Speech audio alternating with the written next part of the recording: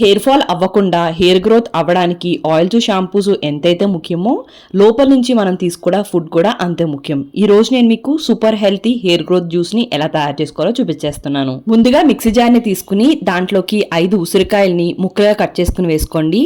ఉసిరికాయలు hair roots ని strengthen చేసి హెయిర్ ఫాల్ ని కంట్రోల్ చేస్తుంది. 2 టేబుల్ స్పూన్స్ అలోవెరా వేసుకోండి, అంటే కలబంద.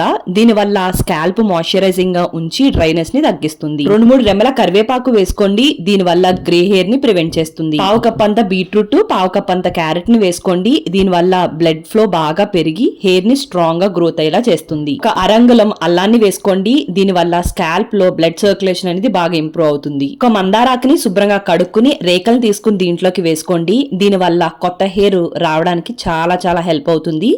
డాండ్రఫ్ ని కూడా బాగా తగ్గిస్తుంది. సరిగ్గా అబ్జర్వ్ చేస్తే దీంట్లో వాడిన సగం పైన ఇంగ్రీడియంట్స్ మన పెరట్లోవి దొరికేవి. ముందుగా ఇవన్నీ కూడా వాటర్ ఏమి వేయకుండా మెత్తగా గ్రైండ్ చేసుకుని ఒక చెక్కంత నిమ్మరసాన్ని కూడా పిండుకోండి. నిమ్మరసం కూడా స్కాల్ప్ ని చాలా క్లీన్ గా ఉంచుతుందండి. అలానే 50 ml నీళ్లు పోసుకుని మరొక్కసారి గ్రైండ్ చేసుకుని తీసుకోండి. ఇప్పుడు దీంట్లోకి ఒక 250 ml దాకా కూడా, అంటే ఒక కప్పు దాకా కూడా నీళ్లు పోసుకుని స్పూన్ తో కలుపుకుంటే సరిపోతుందండి. మిక్సీలో తిప్పుకోవాల్సిన అవసరం లేదు.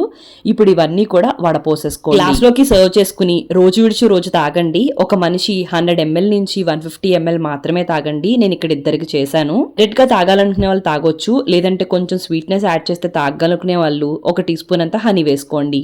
పిల్లలకి ఇవ్వకూడదండి. ప్రెగ్నెంట్ లేడీస్ లేదంటే హెల్త్ ఇష్యూ ఉన్న వాళ్ళు ఒకసారి డాక్టర్ కన్సల్ట్ చేసుకుని అప్పుడు తాగండి. రెగ్యులర్ గా తీసుకోవడం వల్ల చాలా డిఫరెన్స్ మీకే తెలుస్తుంది. హెయిర్ కే కాదు, ఇది స్కిన్ కి, ఇమ్యూనిటీకి, ఓవరాల్ హెల్త్ కూడా చాలా మంచిది. మరి నచ్చితే లైక్ అండ్ ఫాలో చేయడం మర్చిపోకండి.